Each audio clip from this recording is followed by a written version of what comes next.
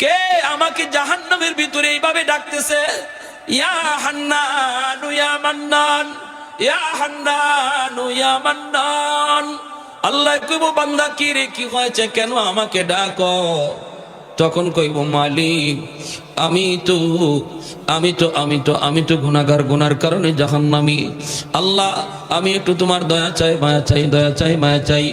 জিব্রাইলে আমিন জাহান্নামের ভিতরে ঢুইকা আওয়াজ পাইবে, কিন্তু মানুষ দেখবে না। আগুনে পুড়তে পুড়তে কয়লা টুকরার মতো হয়ে গেছি, হাত চিনা যায় না, পা চিনা যায় না, মুখ চেনা যায় না। জিব্রাইল বলবে, আল্লাহ আমি তো আওয়াজ শুনি, কিন্তু মানুষ তো দেখি না গো, মানুষ তো আমি দেখি না। আল্লাহ বলবে, জিব্রাইল তুমি নিজে বের হয়ে আসো। জিব্রাইল জাহান্নামের আগুন থেকে বের হয়ে আসলে আল্লাহ নিজেই তার কুদরতি হাত মোবারক জাহান্নামে ঢুকাইয়া দিবে। ওই মানুষটার হাতের তালুতে তুইলা আবে হায়াতের পানি দিয়া তুইয়া মানুষের আকৃতি বের কইরা আল্লাহ জিগাইব, কেন ডাকো? কইব, আল্লাহ দুনিয়াতে উলামায়ে কেরামের জবানে শুনেছি তোমার নাম রহমান, তোমার নাম রহিম। আল্লাহ একটু রহম করো, একটু দয়া করো। আল্লাহ কই, কেমন দয়া চাস বল? কই, আমারে জাহান্নামের নিচ থেকে উঠাইয়া আল্লাহ তুমি জাহান্নামের দরজার কিনারে যদি একটু রেখে দিতা গো। তুমি তো রহমান, তুমি তো রহিম। আল্লাহ হাসরের ময়দানে তুমি তো বান্দার প্রতি রহম করবা, দয়া করবা। আমি তোমার দয়ার কাঙ্গাল, মায়ার কাঙ্গাল। আল্লাহ কইব, বান্দা যা, আমি তোরে জাহান্নামের দরজার পাশে এনে রেখে দিলাম। ঠিক আছে, তুই ওয়াদা কর, এরপরে আর কিছু চাইবি না। কই, মালিক ওয়াদা করলাম, আর কিছু চাইবো না। জাহান্নামের ভিতরেই কিন্তু দরজার পাশে এই জায়গায় রাখার পরে একটু পরে ওয়াদা ভুলে যাবে। আবার আল্লাহকে ডাক দিব, ইয়া হান্নানু ইয়া মান্নান। আল্লাহ কইব, বান্দা আবার কেন ডাক দিলি? কইব, মালিক আমারে তুমি দয়া করে যদি দরজার ওই পাশে রেখে দিতা। এটা যেমন দরজার পাশ, ওই পাশটাও তো দরজার পাশ। আল্লাহ তুমি দয়া করে যদি আমাকে এই পাশে না রাইকা ওই পাশে রেখে দিতা। তোমার নাম তো রহমান। বলুন তো দেখি, দরজার এই পাশে আর ওই পাশে বেশ কম আসেনি না নাই? মাতুন না খেলে বেশ কম আসেনি না নাই? একটা হলো জাহান্নামের ভিতর, আরেকটা দরজার পাশ হলো জাহান্নামের বাহির। আল্লাহ পাক রব্বুল আলামিন কই, বান্দা আমি তো দরজার ওই পাশে তোরে রাখতে পারি, কিন্তু তুই না ওয়াদা করলে আর কিছু চাইবি না। মালিক আমি তোমার দয়া কাঙ্গাল, মায়ার কাঙ্গাল।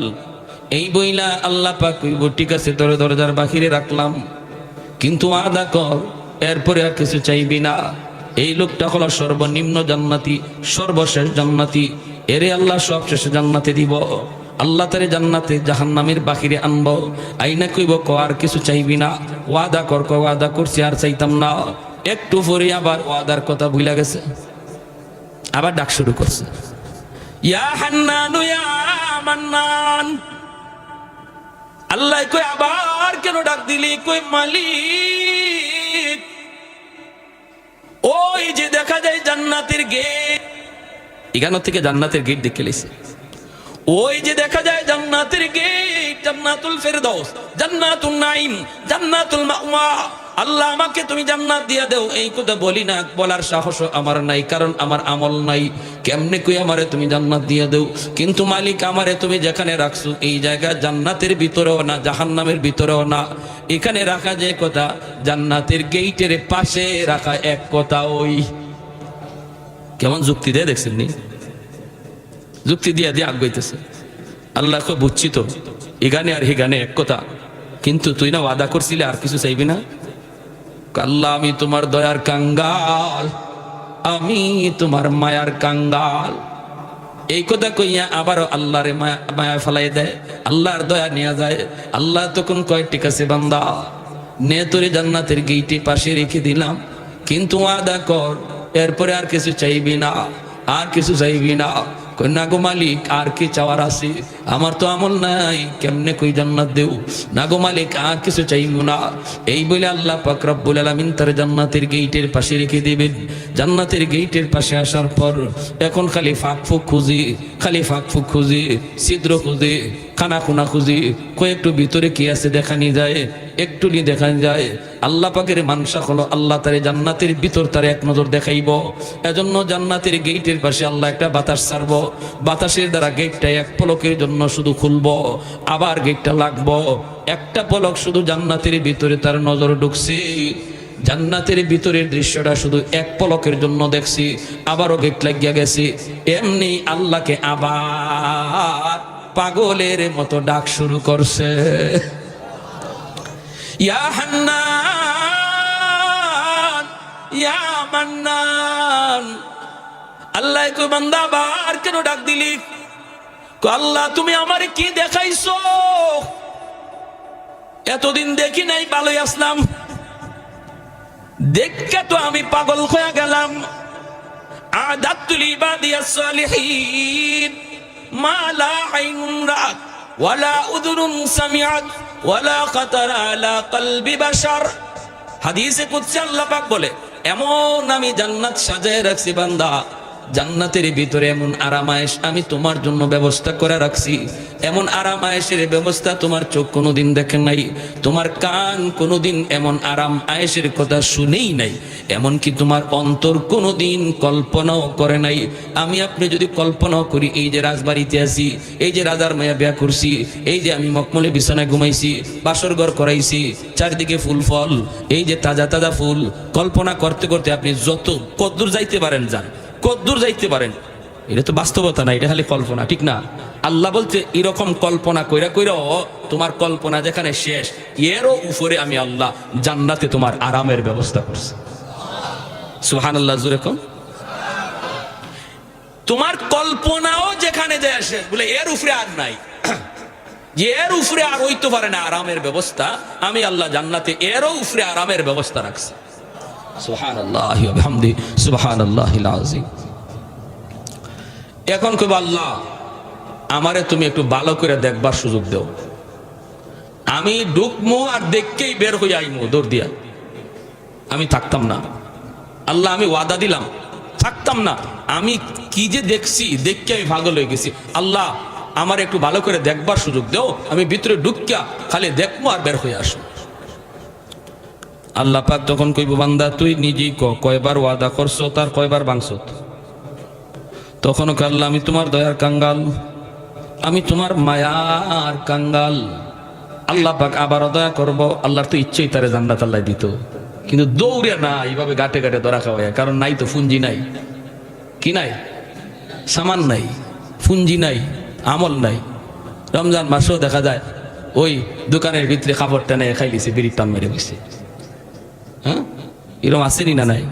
হ্যাঁ বেটা, দোকানের মাঝে খাবার লাগাইছি হিন্দু বলতে খাইবার লাগি, মা মুসলমানের ভিতরে কিছু হিন্দু আছে আমায় খাইলায়, মুসলমানের লাগি তো না লাগাইছে। যারা অমুসলিম এরা তো দিনের বেলা কি করব, এরা তো আর রোজা নাই, কালাম নাই, এরা তো এমনি জানি না বুঝে চিরস্থায়ী জাহান্নামী। মুসলমানের ভিতরে কিছু মুসলমান দেখা যায় দিনের বেলা খাফের তেলে হামাইয়া খায়।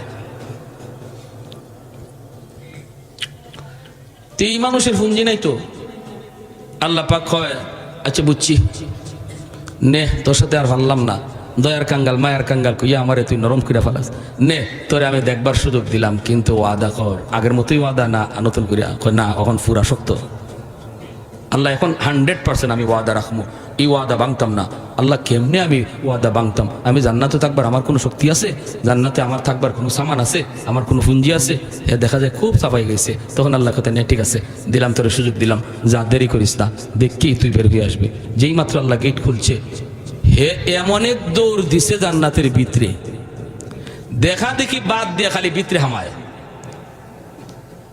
দৌড়ে আর খালি ভিতরে যায়। ওয়াদা যে দিছে একটু দেখে আইব, খবরই নেই। আল্লাহ পাক দিছে ধমক, এ বান্দা থাম। ধমক দিতেই থামলো। আল্লাহ কই কি রে, এটাই কি কথা ছিল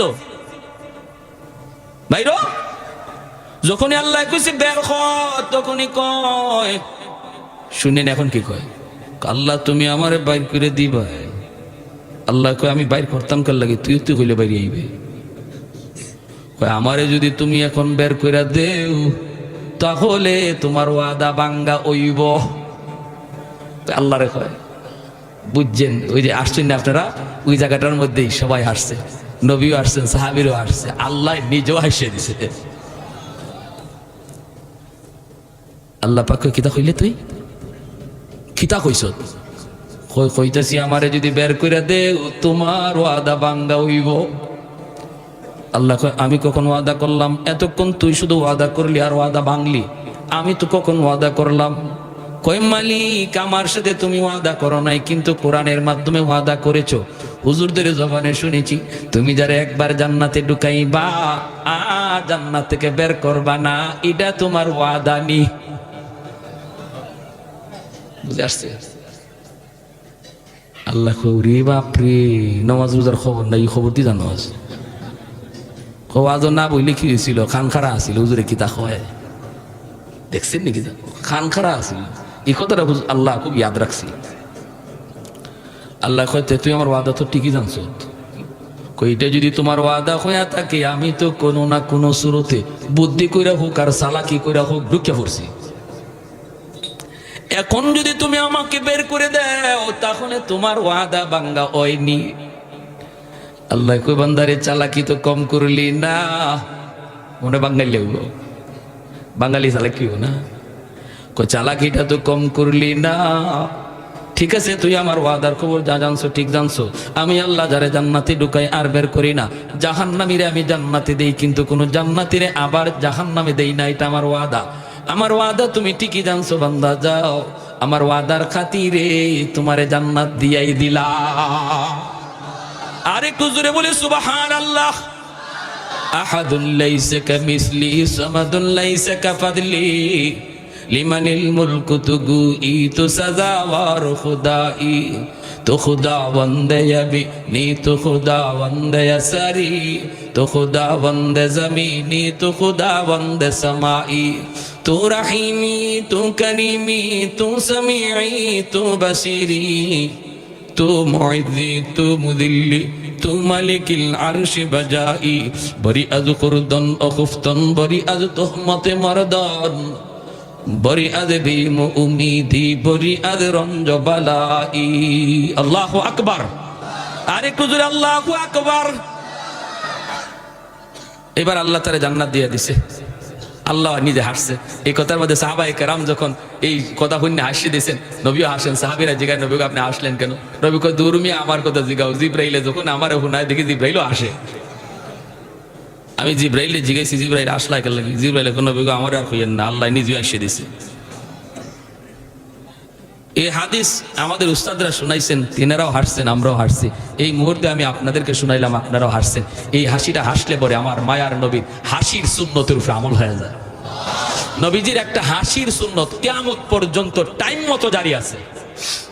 সুবহানাল্লাহ জোরে কোন। এজন্য এই হাদিসের পরিভাষায় এই হাদিসের নাম হলো হাদিসে দেহেক, হাদিসে মুসালসাল বিদেহেক, একটা হাসির হাদিস এমন ভাবে চলে আসছে জারি জারি। তাহলে বোঝা গেল ইসলামে হাসি আনন্দও আছে, কান্না যেমন বেশি, হাসিটা যে নাই তা না, আনন্দও আছে, বিনোদনও আছে। তবে সেটা কি হারামের দ্বারা, হারাম কাজ করে আনন্দ, নাকি হালালের ভিতরে, ইসলামের গণ্ডির ভিতরে? বিয়ার সাথে একটা আনন্দের বিষয়, সোয়াবের কাম। কিন্তু যে বিয়ার মধ্যে গান বাজনা বাজানো হবে, যে বিয়ার মধ্যে নারী পুরুষ একসাথে বইয়া খাওয়ানি হবে, এই বিয়া নেক কাজের পরিবর্তে গুনার আসর হয়ে যায়। ঠিক কিনা জোরে কন? গুনার আসর হয়ে যায়। আল্লাহ নবী আনন্দ করেছেন, নবী তো বিনোদন করছেন। একটা বিনোদনের ঘটনা শুধু বলি, দেখেন নবী কত সুন্দর কৌতুক করছেন। নবীদের একটা কৌতুকের ঘটনা বলবো, সজাগ আছেন আপনারা? কারা কারা শুনতে মন চায় একটু দেখান তো। আল্লাহ তুমি কবুল করো, জোরে বলি আমিন। নবীজি সাহাবায়ে কেরামদেরকে নিয়ে গুল হয়ে বইছেন, মাঝখানে রাখছেন খেজুর, আর নবী বলেন সবাই খেজুর খাও আর আমার ওয়াজ শুনো। আমি ওয়াজ করি, আমি কথা বলি, তোমরা শুনো আর খেজুর খাও। সবাই খেজুর খাইতেছেন আর নবীজির ওয়াজ শুনতেছেন, নবীজির বয়ান শুনতেছেন। আল্লাহ নবীর কথা, এখানে আর হুশ আছে কেউ? খেজুর খাইতেছেন আর খেজুর খাইয়া বিচি রাখতেছেন যার যার পুরো, যার যার সামনে।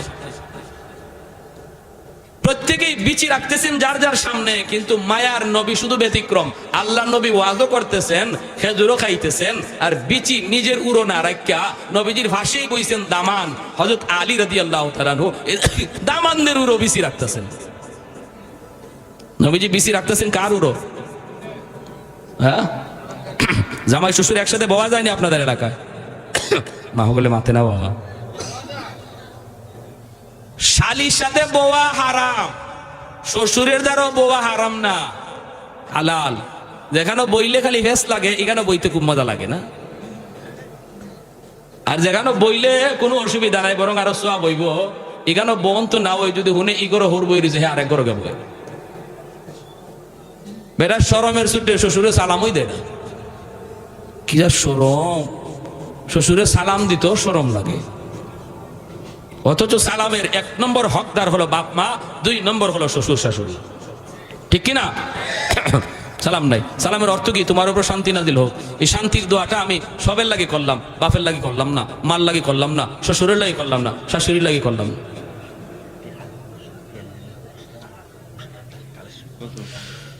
তো এজন্য বলি, আল্লাহ নবী রহমতের নবী এরকম ভাবে খেজুর খাইতেছেন আর খেজুরের বিচি রাখতেছেন দামানদের উড়ো। দামানদের খবর নাই।